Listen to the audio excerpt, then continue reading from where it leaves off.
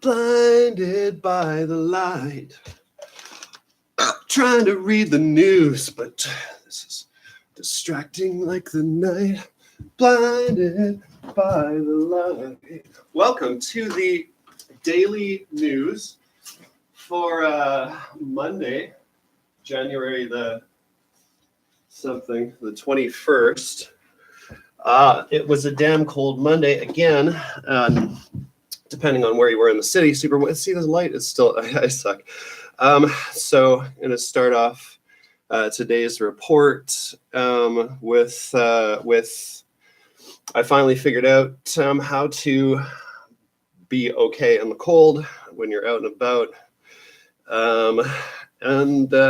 So I'm just going to share that. So, okay. In terms of the head, you got your one full face, like whole with balaclava thing, it's called. I don't know. This is what you use to rob people or whatever, like ninja style. So you're going to end up looking like a ninja. Where the hell did my toque go to? Anyway, you put, okay, yeah, one balaclava, right? And then before you put the toque on between the two balaclavas, this is the key, right? So you double up, or if you're in like heavy wind, even triple up on balaclavas, and maybe a hoodie as a bottom layer. But then once you've got the second one on, right, you get your hair sorted out, right? If you're a long hair like me, you get your hair sorted out, get second toque, third, top balaclava goes, if you can somehow. It's just, winter is such a pain. There we go, right? So that's your, all right, and mine's all wacky, so you might have to, but yeah, now I'm either ready for winter in Toronto, or I'm ready to like rob a liquor store in the winter in Toronto, as is happening a lot still. Okay, and then for the footwear, it's got to be, this is the Canadian Forces old school Arctic Ranger boots. You lace them up like hiking boots, so you go around the sleeve of the top end of the boot. The boot itself, massive, heavy. You got insole. You got super thick felt, whatever that is, boot liner. And then this, what they call a duffel, right? It's this double layer of wool felt, right? But it's in one piece. And just take it apart like this to dry. Don't take it all the way apart, because you'll never figure out how to get it back into position. But this, on its own works as slippers. You can put it in rubber boots or something like that. You can stick it in a plastic bag before throwing it into the boot itself, and then you get wetness protection from the outside. But the deal is, if it's just snow, you don't need the wetness protection. You just need to make sure none of the snow melts on the outside of the boot.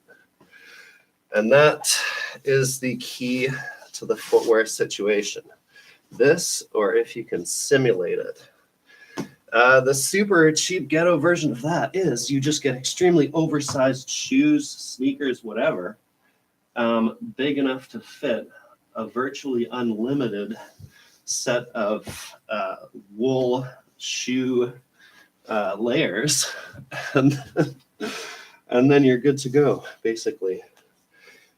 Sorry to make this, spam my news report with this stuff, but this is, this is news to a lot of people. A lot of Torontonians are not good at dealing with the extreme cold. So I'm not going to show how to put these on, because I'm lazy and I already have the boots on, and I'll unlace the boots and whatever. But okay, so coveralls, right? Insulated coveralls. This is a 2-layer thing. I don't know. I haven't identified this yet, but 2 layers, lots of articulation between the layers. The interior layer is basically like fun fur pants, right? So you got really thick in there. And this is nice because you can wear your normal indoor pants, right? And everything inside is like a sauna right now, right? Everybody's heat is turned up. So you want to be able to be super warm outside, have one big, people say like, oh, dress in a bunch of small layers, but okay, so whatever.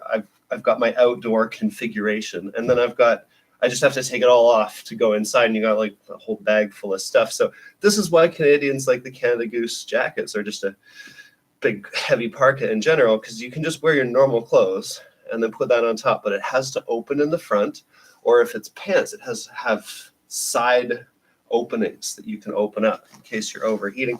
This does, a lot of overalls don't, so this is something to shop for. Also on the bottom, it's good if it opens up a bit so that you can have a slit coming in on both layers. And having the layers separate is so key. It is just so, okay, so this, and then you just have to experiment. That's the thing when you're doing, one big layer instead of a bunch of little layers.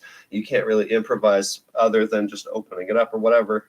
But you got to make sure it's the right thickness of outer layer and the right amount of inner layer and whatever. So then we got for the gloves.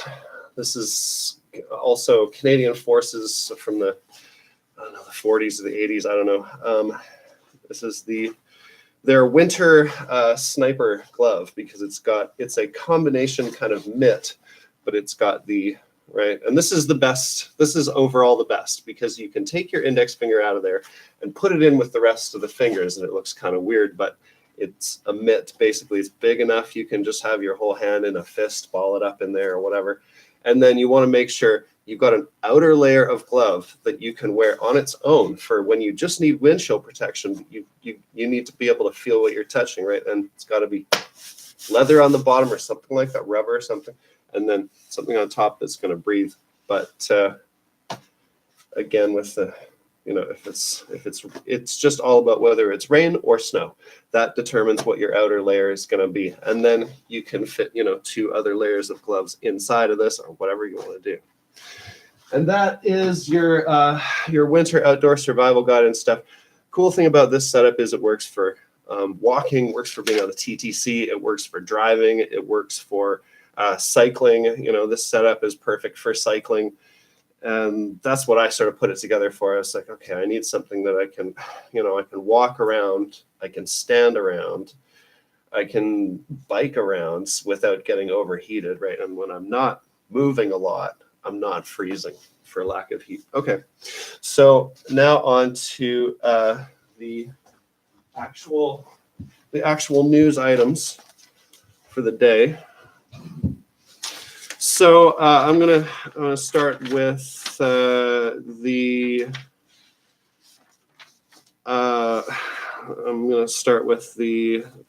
situation in the States that happened at the Lincoln Memorial between Nathan Phillips, and he just happens to have the name of the guy that Nathan Phillips Square in Toronto is named after and whatever, but that's gonna be like the first thing that Torontonians notice about this story when they're trying to look into it. They're like, what? Oh, okay, no, it's just his name.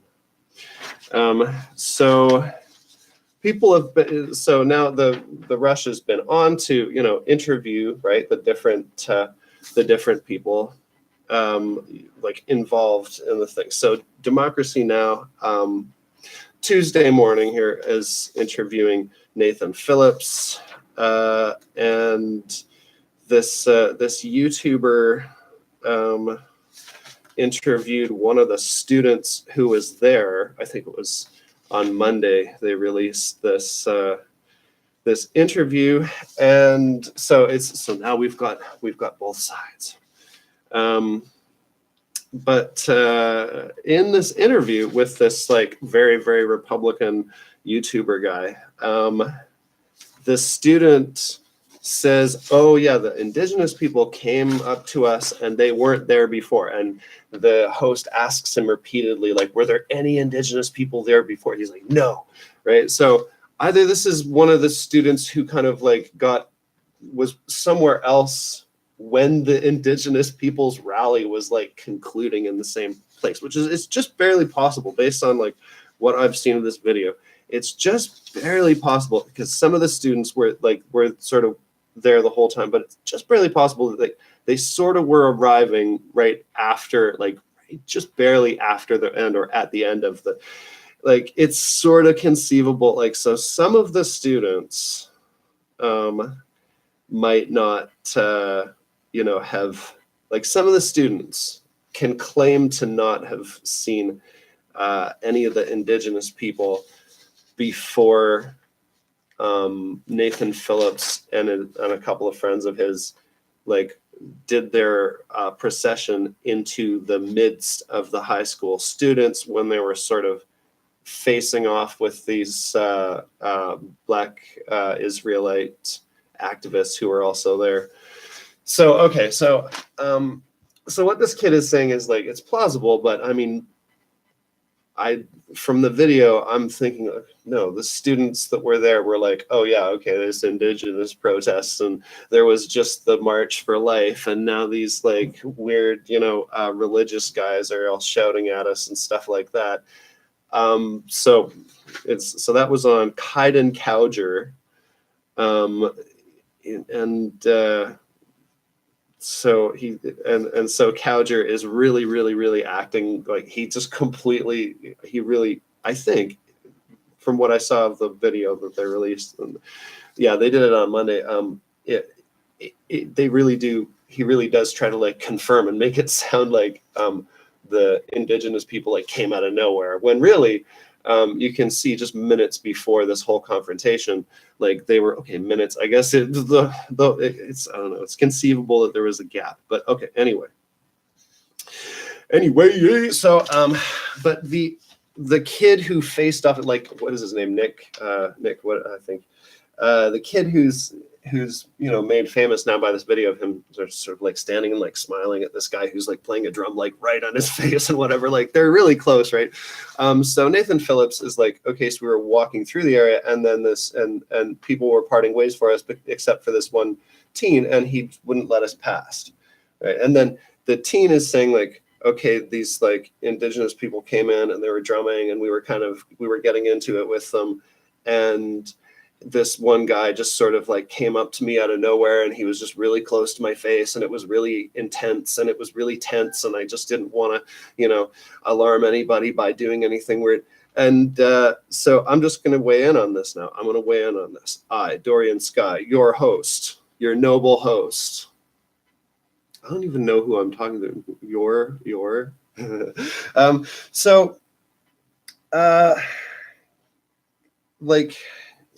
So Nathan Phillips is a child of, like, back in the day when, like, rock and rollers on stage are all about getting super close to each other. He's a Vietnam vet. He is this intense guy, right?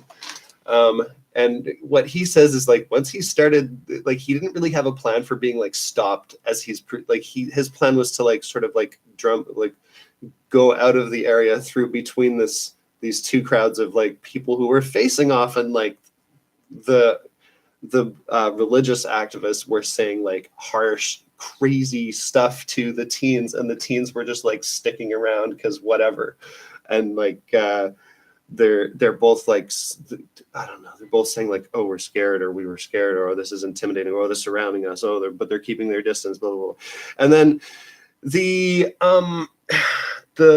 Black Israelite activists, when Nathan Phillips and his buddies come in, and then they start sort of, like, dancing and chanting and stuff with the MAGA kids, the activist who's filming, who's with the, like, religious shouting guys, he started saying, like, oh, they were all wicked, they were starting to act all wicked and demonic, and now the indigenous guy has chilled them out, he's calmed them all down, and it is kind of, which sort of substantiates, like, Phillips' claim that he was there to do just that.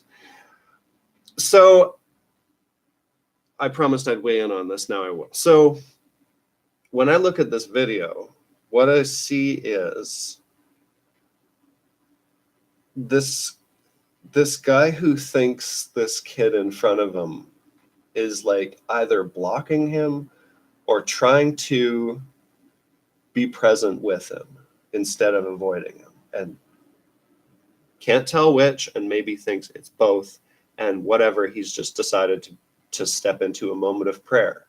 And he's decided to just, well, this one way or the other, he's stepping through this space. One of the people isn't stopping. He's stopping right in front of them, and they're getting super, super close. And then my projection about this kid is he's just standing there. They're making their way through. The other kids are parting ways. He feels like standing there. This guy's getting super, super close to him. And he can't tell whether this old indigenous guy with this drum is trying to freak him out or trying to kind of like make a point of contact with him and have this sort of like musically transcendental point of focus moment with him, like a moment that would be so distracting to everybody in the area that it completely takes over the situation. Like, I think the kid is sort of like they're both in a schizophrenic place because all these realities are sort of like cascading through their minds at the same time. This is my assumption. So this kid is like living in two realities at once, and he's got to behave in a way that works for both of them. He's got to behave in a way that works for this guy is trying to connect with me, and we together are creating this intense moment of spiritual peace, which is going to overwhelm all the bullshit, not only between us, but between us and these other people and all of us activists and the rest of the world. And we're going to create a nodal point of peace and freedom and love right here. And then the other reality is this guy is so fucking close to my face. And I feel like I'm going to get beaten up right now. And I feel like I've got to stand my ground, and I've got to like not be aggro and not be mean and not be weak and not be something. And meanwhile, like, I have no idea what this smile on my face looks like. I don't know if it looks like a smirk. I don't know if it looks like a leer. I don't know if it looks like friendly or whatever, but moment to moment, he just keeps snapping through all these different mental spaces with his smile. And there's a few seconds here and there where the way that they are looking at each other actually seems very like open and loving and whatever. I feel when they were both trying to be open to and inhabit both those realities at the same time. And they did. They both did. They both said they had no idea what to do. Like Nathan Phillips is like, once that song was starting and I was stopped, I had no idea what to do. I just kept going. I didn't know where to stop the song. And I just pushed myself into a moment of prayer. And that's exactly what the kid said. He's like, I was just standing there. I didn't know what to do. And I just put myself in a moment of prayer. So you got these two very spiritual people in this moment of prayer. One of them has just been doing like musical school chants with his other, kids there to sort of, I don't know, to add something to the situation because the activists that were shouting at them were being so wacky. But they're like Catholic high school kids who are Trump supporters. So they're trying to like boost their morale and stuff by doing their own school chants. So you got these two people in this moment but I think they were both actually, in a way, like they're both willing to open up to the possibility of peace and love and unity and respect in that moment. That then later on, they both report on just feeling aggression coming from the other person. Okay, so that's my take on that. So education activists declared that they're set to march against the OSAP cuts on Friday. On Facebook, there's 3,500 people marked as planning to attend and 19,000 marked as interested. So it could be big. It's going to happen Yonge and Dundas Square, meeting up at 2, and then they're going to march to Queen's Park.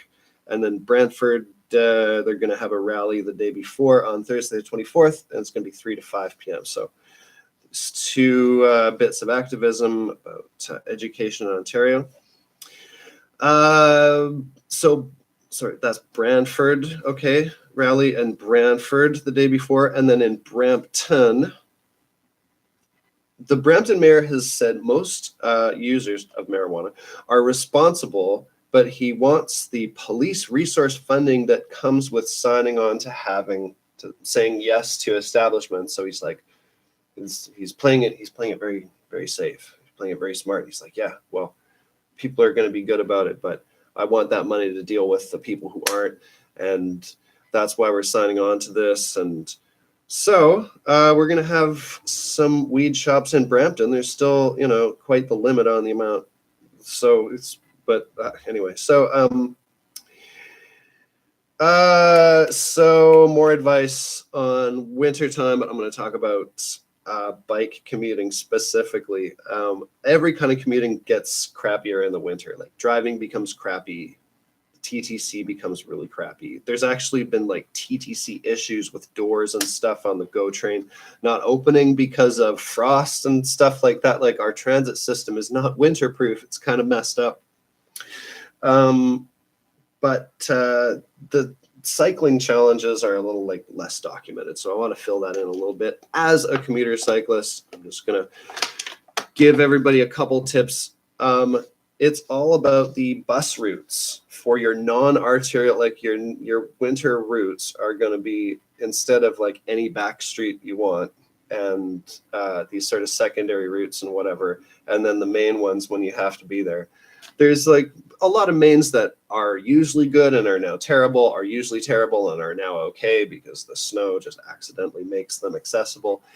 And so it's hard, you almost want to go out and do recon on all your routes to figure out what the deal is going to be. But the reliable thing is you do minimal use of bits and pieces of arterials that you have to use, right? You do it super carefully. You do it in the spots of the roads where the drivers have cleared the surface and stuff like that when the road's clear, and then you ditch off into the slippery, crappy areas when people have to pass you. That is the key. And then you rely on the bus routes because those are the non-arterial routes where the surfaces are going to be clear on snow days. Okay, enough of that. So you're advised to expect delays on the GO train and stuff due to these weather issues. So ODSP had a privacy breach, which CTV reported on on their 11:30 news. ODSP, at some point, I forgot to figure out when, they sent an email to a whole bunch of their recipients, to like 100 of their recipients, and accidentally included information with about 45,000 recipients in that thing. So if any of these 100 recipients is like a fraudster, identity thief, or whatever, or they get hacked by somebody who is, then oh no. Apparently the data is not super damaging. It's not the worst kind of privacy breach, but it's a start for committing fraud or whatever. So check out that CTV report for more information. The Toronto Star has published a video showing shelter conditions at one of the respite centers open downtown. I think it's the Lamport Stadium one. And City News has interviewed this couple who has told them they haven't been able to find shelter space. Now they've been split up because there's a spot available for her and not for him. This happens all the time. It's really difficult for couples. And so they were turned away from shelter after shelter after shelter. But then at the same time, the city told City News that there was capacity on that day. So this is really typical, that the city says one thing, but then shelter users, and these people had like a friend driving them around the city to all the different places, so they had the type of access. And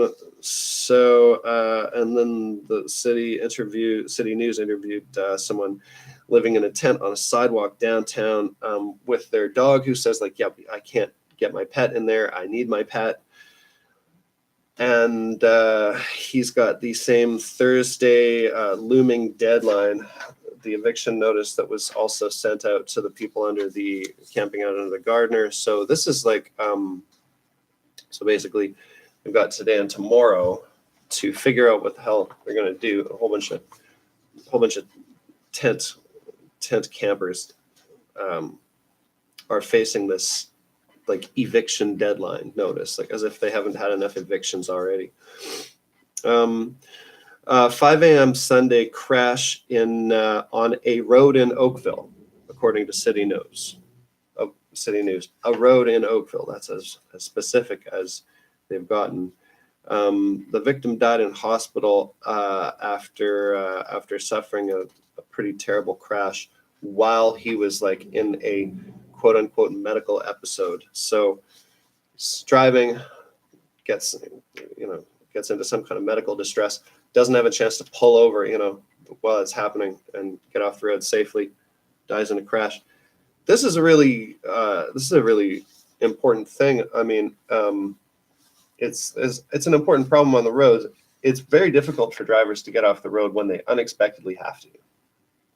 This is one road design issue that would be good to fix. When drivers try to get off to the curb lane or something, put their hazards on. I mean, that's enough of an operation when you're having, let's say, a heart attack or a stroke or something like that, and it's coming on. You can tell you're messed up or you're fainting. It's difficult to to be able to safely get off the road, and so that's my little takeaway from that story or explanation for that story. And I really don't mean to trivialize this particular incident or this victim. A 70-year-old, and okay, this is really sort of inappropriate to follow that with this story, but I'm just going to acknowledge that and do it anyway. A 70-year-old driver in St. John's, Newfoundland was pulled over, and he just happened to owe $15,000 in fine. He's being held for court, and his car was impounded. He's going to go to court on Monday. The order is just going to be bad because I'm just not doing this particular order today. Global reports that even trans people don't necessarily think trans is a gender. So this is really funny. The dialogue in Canada, it's so advanced on trans people. So this is according to the Canadian Medical Association Journal. They did a report on this on Monday, and Global reported on it on the same day. And basically, they're trying to transplain or cisplain to people that trans people are, when somebody's a man who if they're also trans, they'll just identify as a man, or if they're female, they'll identify as female, instead of identifying as a trans man or a trans woman or whatever. So Global has wandered into the territory of trying to cis-splain this to the rest of us, or trans-splain this. Yeah, I think it's probably cis-splaining. So on 4 a.m. On Saturday in Brampton, there's a sex assault. A man breaking and enter into the home of this 13-year-old girl, assaulted her, and then was detained. So he was caught on the same night, I think. He's 19. Marcus Owens of Brampton, and he's going to appear in court on Monday. Wait a minute, that was yesterday. So he's set to appear in court yesterday, and that's why so this is City News reporting on this. This guy he's being charged with breaking and entering, and of course sexual assault. On January 6th, there's a shooting in the Queen and Woodbine area, and so far 2 suspects had been found, and then on Monday a 3rd suspect was arrested. John Okoro, 23, of Toronto. He was arrested in Barrie on other charges, and he's now been charged with 9 He's got 9 charges, including attempt to commit murder and conspiracy to commit murder. And I haven't, so that's according to police. A Toronto, I assume Toronto area high school student releases a presentation on YouTube about entitled "Homelessness in Toronto: Geography Project," and this was released, I think, yesterday or today, and it's with a few. It looks like a group project for a geography class, and so it's a few students. I think it's a high school student, or I can't tell how old kids are, or elementary, like late elementary school student. The video doesn't have much detail in the metadata, so they present a whole bunch of really interesting data. Apparently, they surveyed their class on what homeless people need. 60% said it needs to be easier for them to get jobs. That's the most important thing. A third said they need more food donations. That's the most important thing. Only 10% said more shelters in underserved areas are the most important thing. And they admitted that the sample size was pretty small because not all of their classmates responded. They pointed out that 0.03% of Torontonians are homeless, and that the income versus the people's wages versus the cost of living gap is really serious. And they also point out that there's hidden barriers to employment that a lot of people face.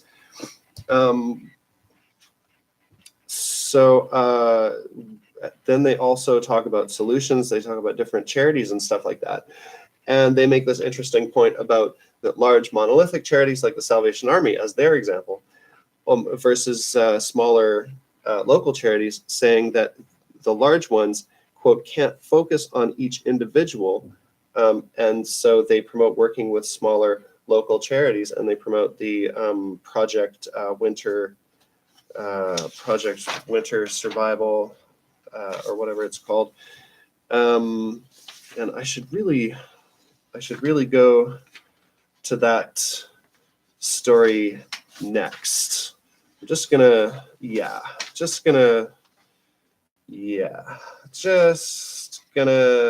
so Councillor Wong Tam Tuesday morning, I think, led a call to action at City Hall to declare a housing state of emergency. And the oh my gosh, this is going to get terribly messed up. Yeah, I'm going to come back to this later. So it is super cold. It's so cold that Gilles Ducep's mother has frozen to death outside her senior's residence. What happened is, this is so sad. What happened is there was a fire alarm, and she went outside of the backyard, got locked out by the automatic door. She's deaf, so she didn't catch the announcement saying to congregate on their indoor location. And so she ended up wandering outside. They say she fainted but they didn't say it was before trying to get back in or what, but she would definitely have been locked outside. This is according to the Montreal Gazette. This is the type of thing that I worry about, when I'm an old guy. Something stupid like this is going to kill me. It's shameful. Like, that's ridiculous. That is so sad. 6 bald eagles have died on Vancouver Island. CTV News has interviewed Sergeant with the BC Conservation Services Officer Service, and they are investigating the cause. What they suspect is that somebody euthanized a farm animal or something like that, or some prey animal has got a whole bunch of toxins in their body, which is easy to happen in so many ways, and then these birds died because of that. This is just the most recent in a history of bird die-offs and other predator die-offs due to poisoned prey stock. from pollution, from improper farming practices as well. So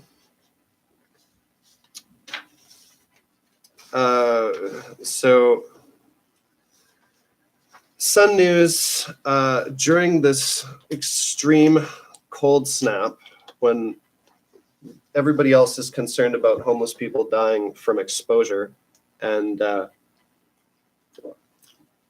city is arguing with the press about whether or not there's enough shelter beds, and releasing, disturbing footage of shelter conditions. Sun News, for their part, have run 2 articles and videos on the same day. On the 18th, they put out this video where Sue-Ann Levy, or Sue-Ann Levi, I thought it was Levy, my apologies if I'm mispronouncing it, did this video about the city-run or city-funded Margaret's shelter at 21 Park Road in Yorkville. And then they did on another, Sun News did another video about the Good Shepherd, which is on Queen near Parliament, I guess. It's in the Regent Park area. So they did a story about a shelter in Yorkville founded in honor of a feminist activist and with city funding. And that doesn't have any mention of spirituality or any religious affiliations mentioned, like in their literature, on their website, etc. In a rich neighborhood. And then this other thing about a religiously centered large shelter in Regent Park, a quote unquote troubled regenerating neighborhood. The report about, so guess which one they liked? The report about the Yorkville shelter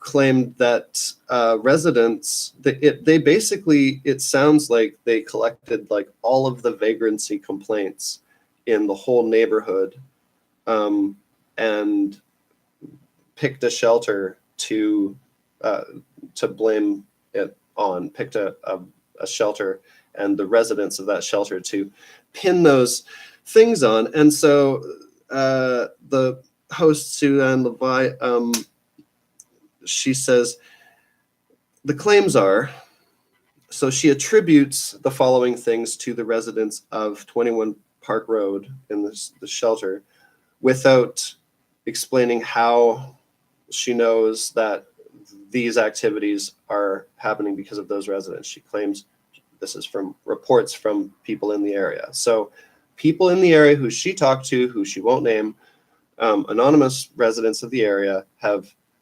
apparently told her that people are doing these things, and either they've told her that these are the people who are staying in the shelter, or she's presumed that, or whatever. So the list is lawlessness, dirty needles dropped in this park, the one next to the place, prostitution during the summer, tent cities, defecation and urination, so people shitting and pissing in the neighborhood on residents' properties. Students of the why do I not have this? Okay, so students of this nearby, it's basically across the ravine. So this place is at like the shelter itself is at like Church and Bloor, and then across the ravine is this private school. And then on one side of the road is the private school, and the other side of the road is the sports field. The sports field sort of abuts the ravine. So you could leave the shelter, walk down Church into the ravine, walk through the ravine, come up on the sports field, and apparently people have been jumping on the sports field and doing terrible things during games, and doing terrible things that have terrified the residents. And so they're putting up barbed wire, they're putting up razor wire around the sports field to prevent people from doing this. So she's attributed all of these things to the residents of 21 Park Road without saying why. That attribution is how that attribution is substantiated. I found her report to be like very, very bigoted, especially given its timing. It's just insane. So that's the Toronto Sun thing that the YouTube video released, saying, entitled "Vagrants Taking Over Yorkville Neighborhood," and the article about that released on the 20th with the video embedded. And then so they made these two videos and released them on the same day. And the other one is interviewing one of the ministers at the Good Shepherd about what they do, about all the good that they do. And it's just an interview with him. I know what they like. Okay, so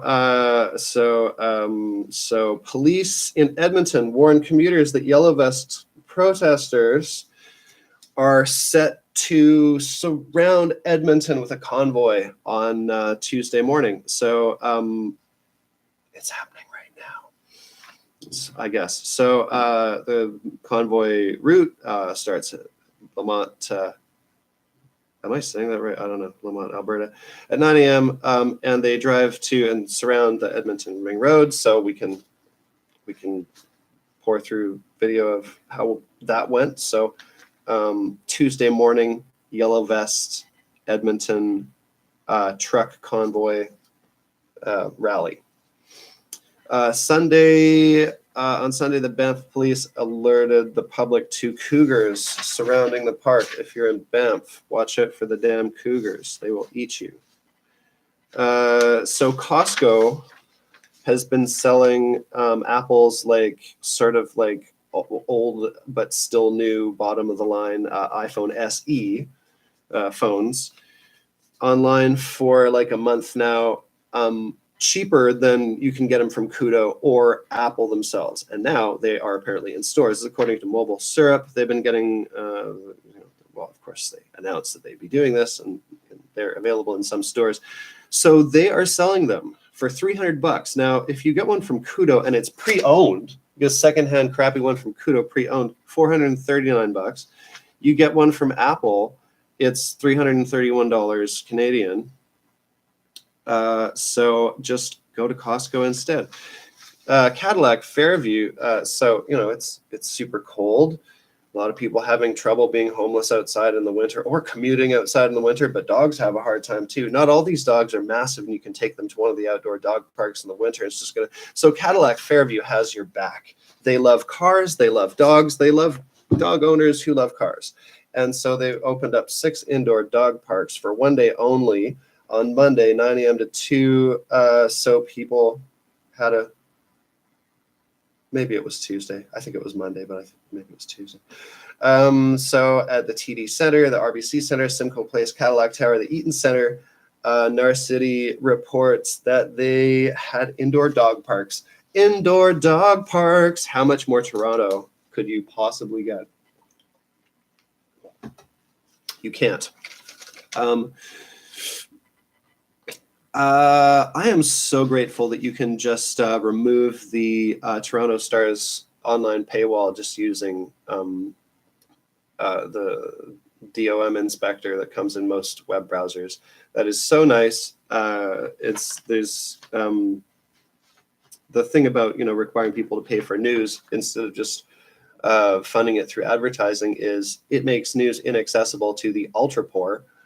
And it also just makes the spread of some news, which is kind of an important public service. Like you could argue that the news is maybe an essential service, and if a paywall prevents some important bit of news from spreading through social media, then that's a problem, because this is kind of what happens if you get a news article that just happens to go to the Globe and Mail, and they just happen to have the exclusive on it, and you just happen to not have a Globe and Mail subscription for whatever reason. You just can't know what the article contains. And if that article has something that's really critically important to you, and you can't afford to do it, or you can't get a subscription for some reason, that to me is a problem that breaks journalism a little bit. It breaks journalism a little bit. And so, of course, it's not like I have an answer for how do you keep journalists like well paid in an era where online advertising is practically worthless. I do understand this. I think it could be done better, but I understand this. And hey, I'm sitting here. This is a huge amount of work. I'm starting to just be like, oh my God, I'm spending like 4 or 5 hours a day on this. This is insane. I better get paid for this. I'm not going to get paid for it, so I don't care. But like, they actually, of course they're trying to. If I was a professional journalist right now, I'd be angry, like my professional journalist friends are. Shout outs. Good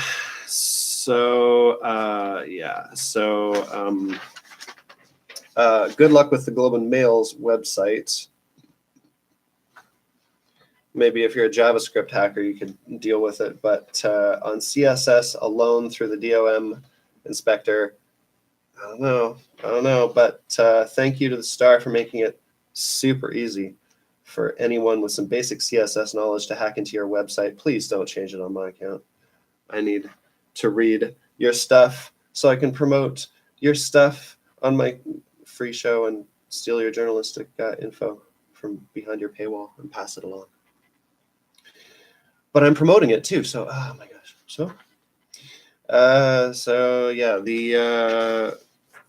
What is 3 times the size of the Distillery District and half the size of Kensington Market? And that doesn't seem quite right to me.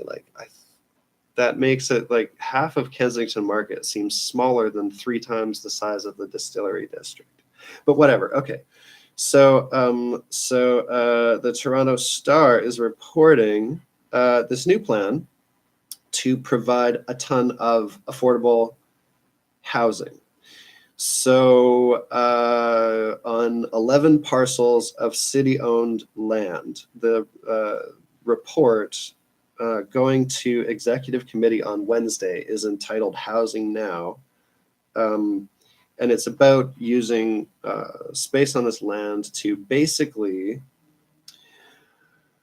get developers to do mixed buildings. So they're like, okay, you know what? We will give you crazy long leases, like 99-year leases and stuff, and waive a whole bunch of fees. They're talking about waiving $280 million in what would otherwise be city revenue.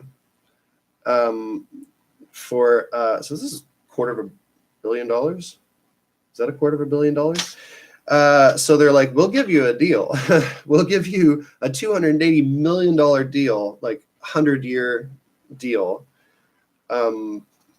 If you're a developer who's willing to have 1/3 of residents in your developments be paying between $549 and $1,300 a month for their apartments instead of way more.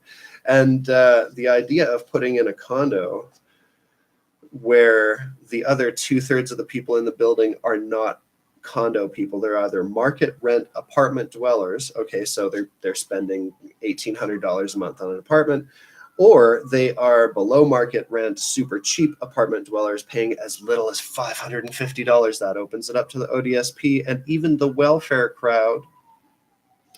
So we're talking about if you're a developer who is willing to put welfare and ODSP recipients, this is the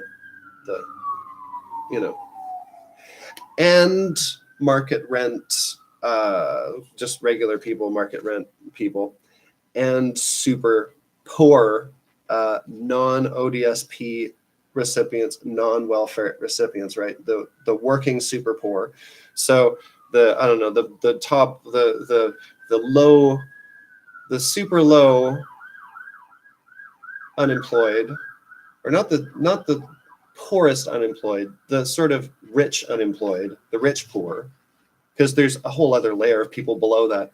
But the wealthy poor who are unemployed, but they have their income is half of or 2/3 of a living wage, or the poverty line. No, their income is half of or 2/3 towards the poverty line.